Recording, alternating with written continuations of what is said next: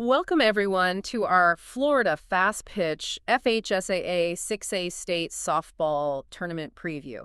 This is our deep dive into what looks like a really exciting tournament shaping up in Longwood. Absolutely. 16 of the best teams, 4 regions, all coming together. And they're all aiming for that one thing. Yeah. The 6A State Championship. Exactly. And the level of competition here is just, it's top-notch.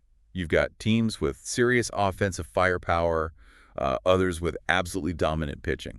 Rock solid defense, too. These teams didn't just luck into their spots in Longwood. They earned it. No doubt. We should see some fantastic softball games. And that's what we're here for, right? To give you the rundown. If you want the key contenders, the big storylines, without getting bogged down in, all the stats yourself, then you're in the right place. We've done that homework for you.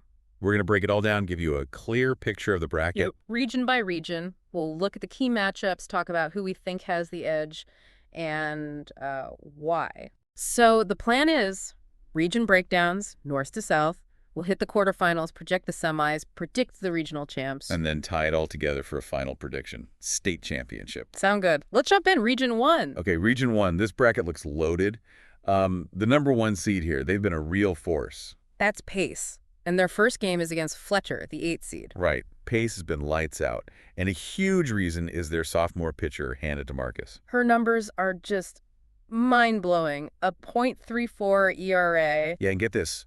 350 strikeouts. Only 29 hits allowed in 143 innings. It's almost video game numbers. It really is. That ERA, .34, it just puts so much pressure on the other team. You basically can't make a mistake. And Pace isn't just pitching. Their offense backs her up. Sophomore Gracie Uberoth is hitting .420, 8 homers. That's real pop. Plus seniors Abby McLean hitting .405 and Lana Gonzalez hitting .392. Just consistent bats up and down. Exactly. They don't beat themselves either. Solid defense. Now, Fletcher, they do have some offense. Freshman Ava Lohman hitting .414, junior Tiffany Seamack at .397. They can hit a bit. They can, yeah. But the pitching for Fletcher is the big concern. Seamack's ERA is, 6.41. Oof, yeah. And the staff overall is allowing over a run an inning. Defensively, they've had some challenges too. Makes it tough. So this first one seems pretty straightforward. I think so. Pace is pitching the deeper lineup. It feels like Pace moves on here. Agreed. Okay, next quarterfinal. Number 4, Oakleaf versus number 5, Bartram Trail. This could be interesting. Different strengths clashing. Definitely. Oakleaf really leans on their senior pitcher, Charlotte Maddox. Another great ERA, .82, 133 strikeouts in about 111 innings. She's their backbone. For sure. And she helps herself out, too, hitting .403. Jaden Beal leads them, hitting .444. They're more about discipline, getting on base, letting Maddox control the game, right? Not a huge power team, necessarily. Right. Smart softball. Now, Bartram Trail, they bring the offense. Yeah, seniors, Lucy McDonald hitting .432, 5 homers, and Haley Allen hitting a crazy .459. They produce runs. Especially with runners on. They cash in those opportunities. But the question again is the circle. Freshman Romany Petre. She's got a decent ERA, 1.95 over 136 innings, which is a lot for a freshman. It really is. Has she seen offenses like Oakleaf's consistently and face a pitcher like Maddox who manages the game so well? That's the test. So prediction time. I'm leaning Oakleaf. Maddox's consistency and experience in that circle feels like the edge. Yeah, I'm with you. That playoff experience, especially pitching, it's just invaluable. Oakleaf advances for me, too. All right, third quarterfinal. Number 3, Navarre against number 6, Southlake. Potential for some fireworks here. Could be. Navarre can really hit. Carson Riddle hitting .412. Natalie Taylor hitting .400 with 5 bombs. Renee Hester at .377. They can score in bunches. That be pitching. It looks a bit shaky. Multiple pitchers over 2.69 ERA, 16 home runs allowed as a staff. Yeah, it feels like they often need to outslug teams to win, which they can do, but it's risky in the playoffs. Southlake. They rely heavily on freshman pitcher Zoe Rogers. 3.04 ERA in 145 innings. Another workhorse freshman. Offensively, sophomores Chloe Stone hitting .414 and Micaiah Palacio hitting .392 with 4 homers lead the way. But maybe not the same depth as Navarre's lineup. Doesn't seem like it, no. They've won some tight ones, but facing that Navarre offense, it's a different beast. So I'm picking Navarre here. That offense just seems too explosive, too deep. Agreed. Hard to bet against that kind of run production. Navarre moves on. Last quarterfinal in Region 1, number 2, Horizon versus number 7, Tate. This looks interesting. Horizon seems really well-rounded. Freshman Paisley Hernandez is hitting .487, amazing year. Senior Mackenzie Duncan hitting .455, 25 RBIs. Clutch hitter. And the pitching, very strong. Addison Lamb with a tiny .33 ERA, and Duncan backs her up with a 1.3 ERA. Plus, they have 4 players hitting over 400. That's just consistent production everywhere. Tate's got some power, though. Carwine hitting .426, 9 home runs. That's serious pop. Peyton Womack hitting .373 is solid, too. They do. But, pitching again. Team ERA north of 4.00, 11 homers allowed. Against that Horizon lineup. That could be trouble. Big trouble. Horizon just looks better across the board. Pitching, depth, production. Yeah, I've got to go with Horizon here, too. Me too. Mm. Horizon advances. Okay, so if those predictions hold, Region 1 semis look like number 1 Pace versus number 4 Oakleaf. And number 2, Horizon versus number 3 Navarre. Let's take Pace versus Oakleaf first. Battle of the Aces, DeMarcus versus Maddox. It is. But even with Maddox pitching great, which she likely will, can Oakleaf generate enough offense against DeMarcus? Pace's lineup just feels deeper, more ways to score that 1 or 2 crucial runs. Yeah, in a likely low-scoring game, that extra bit of offense matters. I'm picking Pace. Same here. Pace to the regional final. And Horizon versus Navarre. This is Horizon's pitching depth, Lamb and Duncan against Navarre's bats. Yeah. I think Horizon's pitching is good enough to manage Navarre's power. And Horizon's offense against Navarre's pitching. That feels like the edge for Horizon. Their consistent lineup could expose Navarre's pitching vulnerabilities, unless Navarre just jumps out early and big. Which is possible, but less likely against Lamb and Duncan. Right. So I'm predicting Horizon wins this semi. Okay, that sets up a potential Region 1 final. Number 1 Pace versus number 2 Horizon, the top 2 seeds. As it should be, based on the season. This would be a fantastic game. Horizon has the offense, they have the pitching pair. They absolutely do. Yeah. But facing DeMarcus in a regional final, that's the ultimate test. She's been so dominant in big moments. And Pace's lineup, while maybe not as flashy as Horizon's top to bottom, they execute. They play clean softball. Exactly. Championship-level pitching, mistake-free play. That's Pace's formula. It's tough to crack. So the prediction. I'm sticking with Pace. I think DeMarcus is the difference maker. Pace becomes the Region 1 champion.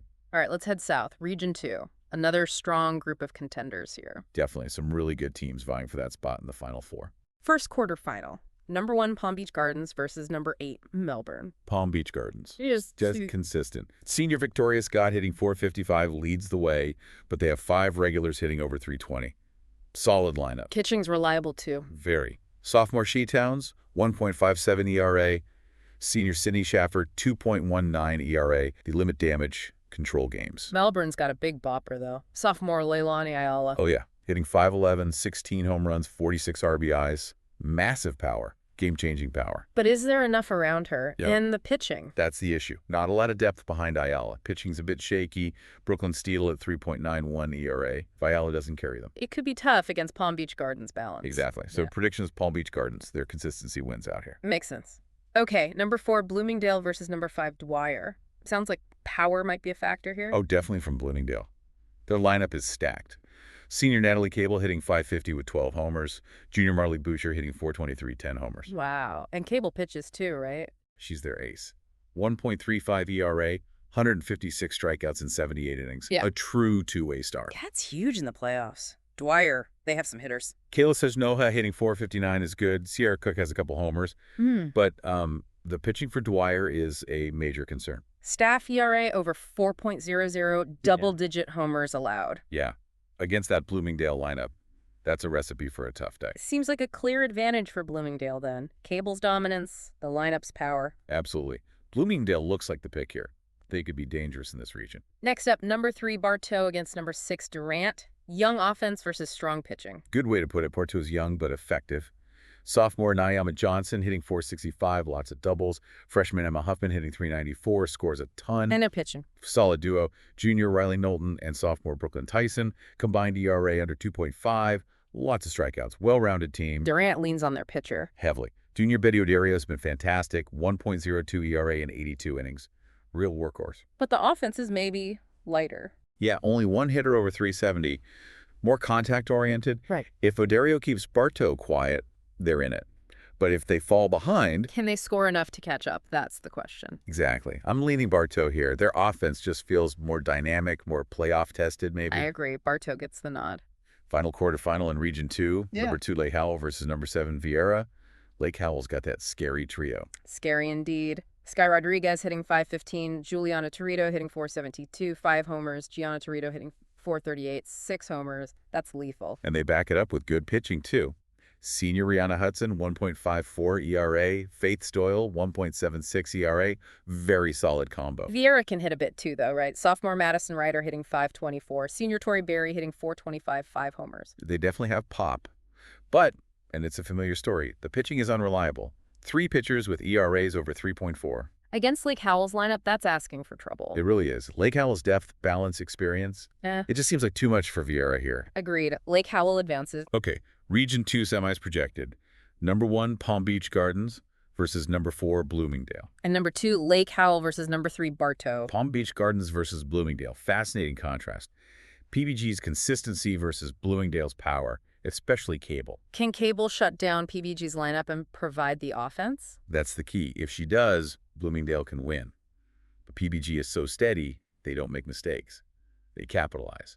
It's tough. I'm leaning slightly towards Palm Beach Gardens' balanced approach winning out. Fewer mistakes under pressure. Me too. It feels like the safer pick. Palm Beach Gardens to the final. Lake Howell versus Bartow. Both look really solid. Yeah, this could be a great game. Both can hit, both pitch well. Lake Howell might have slightly more lineup depth, maybe face slightly tougher competition overall. That could be the difference. Bartow's young offense is impressive, but Lake Howell feels a bit more proven in these big games. Giving a slight edge to Lake Howell here as well. So that sets up a number 1 versus number 2 regional final. Palm Beach Gardens versus Lake Howell. Another great potential matchup. PBG's defense and pitching versus Lake Howell's scary offense. Can Lake Howell's pitching duo handle PBG's consistent lineup? Can PBG's defense hold up against that power? Comes down to execution, avoiding the big mistake. PBG has just been so consistently good in pressure spots all year. Their defense, their pitching, it's built for this. So you're picking Palm Beach Gardens to win Region 2? I am. Their consistency and defense feel like the deciding factors. Palm Beach Gardens moves on. Okay, Region 3, what's the vibe here? Balanced, competitive. Very much so. Lots of teams with good pitching and good offense. Could go a lot of different ways. First quarterfinal, number 1 Parrish Community versus number 8 Plant. Parrish looks really strong. Yeah. Young hitters, but efficient. Elisa Jones hitting 458, lots of doubles. Mackenzie Bandello hitting 382, some pop. And the pitching sounds like a strength. Big strength. Trio of arms. Emmeline Van Beck, 1.64 ERA, 122 Ks. Yeah. Isabella Yazzetti, 0.62 ERA. They don't give up homers either. Very complete. Plant has a dangerous leadoff hitter, though, Kate Compton. Yeah, hitting 449, 7 homers, scores a ton, real spark plug. But maybe not enough consistent support behind her. And the pitching is maybe less dominant than Parrish's. Looks that way. Gigi Cousins, 3.16 ERA, Summer Wood, 4.42, against Parrish's relentless offense and lockdown pitching. It's an uphill battle for Plant. Prediction, Parrish Community. Agreed. Parrish looks like a legitimate state contender. They advance. Next up, number 4 Steinbrenner versus number 5 Palm Harbor University. Close one. Feels like it. Steinbrenner has a true ace in Lily Patton. 0.90 ERA, 129 Ks. She can shut teams down. Offense is balanced. Sophie Luis is hitting 368, Callie Bergen hitting 359. Solid. Yeah, they rely on Patton in defense. Palm Harbor brings the bats, though. Potent trio. Emma Shipley hitting 434, 6 homers. Miley Stout hitting 423, 3 homers. Amelia Curry hitting 394. They can swing it. Stout pitches too, 1.63 ERA. Respectable, but she has given up some long balls. So can Palm Harbor get to Patton, or does Patton control the game? That's the whole story, isn't it? I'm leaning towards Patton being the difference maker here. Steinbrenner wins a tight one. Yeah, ace pitching in the playoffs. Hard to bet against. Steinbrenner moves on. Third quarterfinal. Number 3 Mitchell versus number 6 Wiregrass Ranch. Potential slugfest. Could be. Mitchell's offense is deep. 5 players hitting over 370. Taylor Tucker hitting 433, 3 homers. Madison Whitaker hitting 442. And they have a strong freshman pitching duo, too. ERA is under 1.70, lots of Ks combined. That's impressive balance. Wiregrass Ranch has power hitters, too. Aubrey Zuckman hitting a whopping 590. Kayla Valentin hitting 388, 5 homers. 6 hitters over 375. Wow, yeah, they could score. But the pitching maybe isn't as sharp. Reagan Beagle's 2.22 ERA is good, but high walks and homers allowed. Against Mitchell's deep lineup, those walks and homers could be killer. Exactly. Mitchell's balance, power, and stronger pitching depth feels like the edge here. I'm picking Mitchell, too. Mitchell advances. Final quarterfinal in Region 3. Number 2, Eastlake versus number 7, Palmetto. Eastlake's offense is supposedly the best in the region. The numbers support that claim. Junior Lucy Monarch is a superstar, hitting .437, 14 home runs, 37 RBIs, just huge numbers. And 4 other starters hitting over 400. Yeah, and Monarch is also their ace pitcher. .99 ERA. Total package. Palmetto has a star too, though, right? Senior McKenna Lee. Absolutely. Hitting .391, great pitcher too. 1.56 ERA, 212 strikeouts in 112 innings. Dominant. The offense around her. Seems like that's the weakness. Not much support. Can Lee single-handedly beat that loaded Eastlake lineup and shut them down? Seems like a monumental task. It really does. Eastlake's offense just looks overwhelming here. Monarch's pitching seals it. Eastlake wins. Agreed. Eastlake moves on. Okay, Region 3 semis. Number 1 Parrish Community versus number 4 Steinbrenner. And number 2, Eastlake versus number 3, Mitchell. Parrish versus Steinbrenner. Parrish's depth versus Steinbrenner's ace, Patton. Can Parrish's offense wear down Patton? They have the pitching depth to counter her. That's how I see it. Parrish's multiple arms and balanced offense versus relying so heavily on Patton. I think Parrish finds a way. Yeah, Parrish Community advances for me, too. Eastlake versus Mitchell. Wow. This could be a barn burner. Both teams can really score. Eastlake has Monarch's star power. Mitchell has incredible depth. Monarch is amazing, both hitting and pitching. But Mitchell's lineup is relentless, and they have that two-headed monster in the circle with the freshman. In a potential high-scoring game, does that pitching depth give Mitchell the slightest edge? That's my thinking. It's a bit of an upset pick, maybe, but I'm going with Mitchell's depth here. Mitchell advances. Interesting. So that sets up a Region 3 final. Number 1 Parrish Community versus number 3 Mitchell. Yeah, 2 really strong, well-coached teams left standing. Both pitch well, both hit well. What separates them? It's close. Very close. Parrish maybe has a slight statistical edge in overall pitching ERA and limiting extra base hits. Mitchell's offense is potent, though, if they get to Parrish's pitchers. They could definitely win. Yeah. But Parrish's pitching has been so consistent at limiting those big innings. In a tight final, that might be the key. So you're leaning Parrish. Slight lean, yeah. Parrish Community to win Region 3. Their pitching consistency gives them the narrowest of edges. Okay, final region, Region 4. Sounds like this one could feature some serious offense. Oh, yeah. Especially the top seed. We might see some crooked numbers on the scoreboard here. Let's dive in. First quarterfinal, number 1 Doral Academy versus number 8 Miami Beach. Tell me about Doral. Doral is just staggering. Offensively, it's almost unbelievable. Annabelle Abdullah hitting 6 and 18, 14 homers, 53 RBIs. 18. Yeah. Zoe Abdullah hitting 519, Sarah Bro hitting 467 with 10 homers. It's insane. And the pitching keeps up. Keeps up. Senior Megan Bilzon has a .53 ERA with 224 strikeouts. Dominant doesn't even cover it. Wow. Okay. Miami Beach, they can hit too, apparently. They can. Maricela Mizarina hitting 667, 5 homers.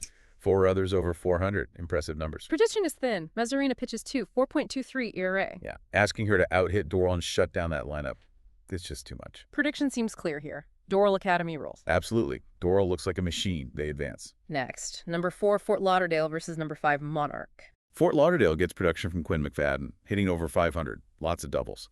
The Keenan sisters contribute too. Pitching depth is maybe a question mark. Kylie Keenan carries the load. 2.94 ERA. Monarch might be underrated. 4 starters hitting over 440. Miley Carlson hitting 521. Sammy Rice hitting 444. Yeah, they have a sneaky good lineup. Pitching is also a concern for them, though. Mia McIone at 4.38 ERA. So 2 teams that can hit, both with pitching questions. Who wins? Monarch's lineup looks maybe a bit deeper top to bottom. In a game where pitching might struggle on both sides, that could be the difference. Okay. Slight edge to Monarch. Slight edge, yeah. Monarch pulls off the minor upset. Third quarterfinal, number 3 Braddock versus number 6 West Boca Raton. More offense. Yep. Braddock has 6 starters hitting over 400. Emily Ramirez leads them, hitting 516. She pitches too. Decent Ks, but gives up hits.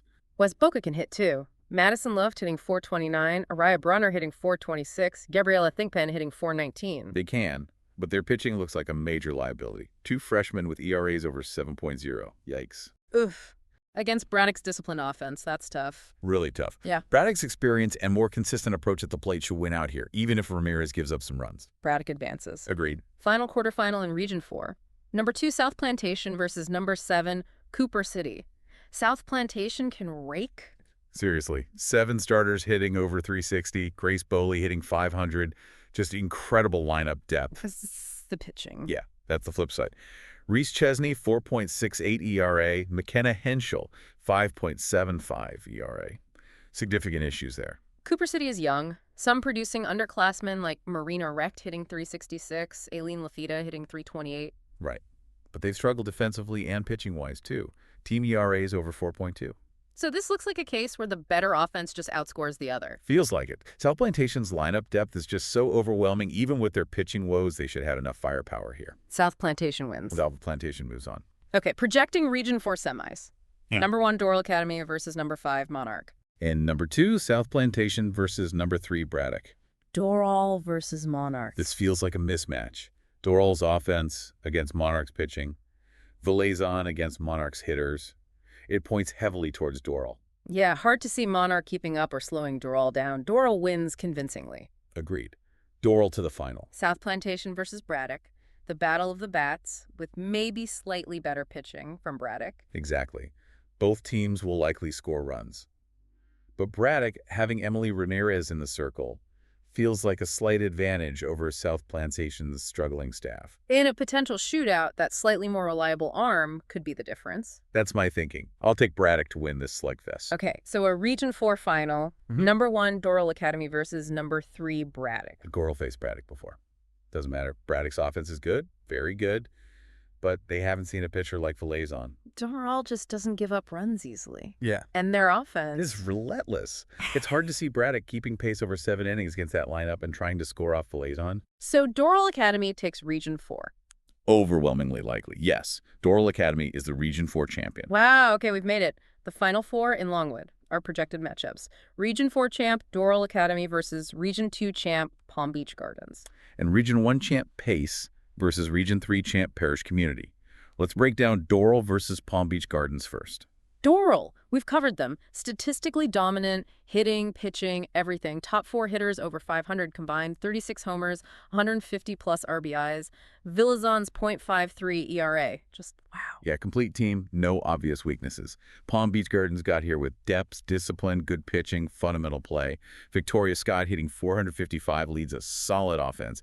Towns and Schaffer are good pitchers. But the power difference is stark, right? PBG only hit 4 homers all year as a team. That's the huge contrast. Can PBG manufacture enough runs against Vilazon? Can their pitching contain Doral's explosion? PBG will compete. They're well coached. They won't beat themselves. But Doral's firepower. It just seems like too much. Yeah.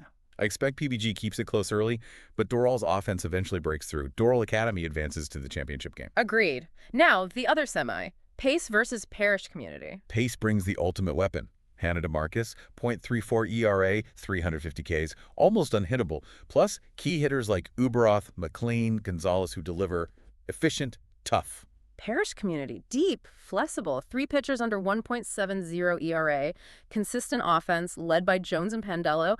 They find ways to win. The entire game hinges on this. Can Parrish's disciplined, consistent offense scratch out enough runs against DeMarcus? That's the million-dollar question. Parrish will put the ball in play, test the defense. But DeMarcus has just been lights out in huge spots. This feels like a 1-AL, 2-1 kind of game. Pitcher's duel. And in that scenario, the truly dominant ace often finds a way. Exactly. While Parrish is excellent, DeMarcus is generational talent level stuff this season. I'm giving the slightest edge to Pace. DeMarcus pitches them into the final. Pace wins a nail-biter. Okay, that sets the stage. The FHSAA 6A state championship, Doral Academy versus Pace. The ultimate matchup. Doral's unstoppable offense versus Pace's immovable object in the circle, Hannah DeMarcus. Perfect storyline. Doral can score on anyone. Pace shuts everyone down. Key is tempo. If DeMarcus silences Doral early, Pace gets belief. But the margin for error against Doral is 0. They can explode anytime. And Doral doesn't need mistakes to score. They can just hit their way through. The longer it stays close, the more chances Doral's lineup gets to solve DeMarcus.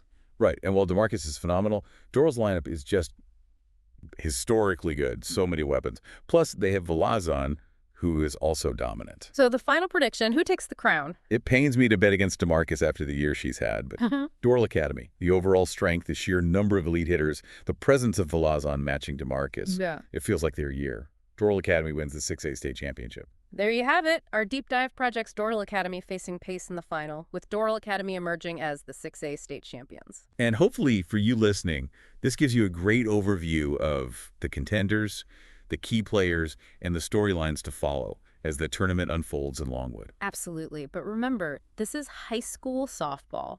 Upsets happen, heroes emerge unexpectedly. That's the beauty of it. Definitely encourage you to dig into the stats further, follow the games. It's going to be exciting. We leave you with this thought. In the end, what wins the 6A crown? Dominant pitching, shutting the door, or unstoppable hitting, blowing it open? We'll find out soon enough. Enjoy the tournament.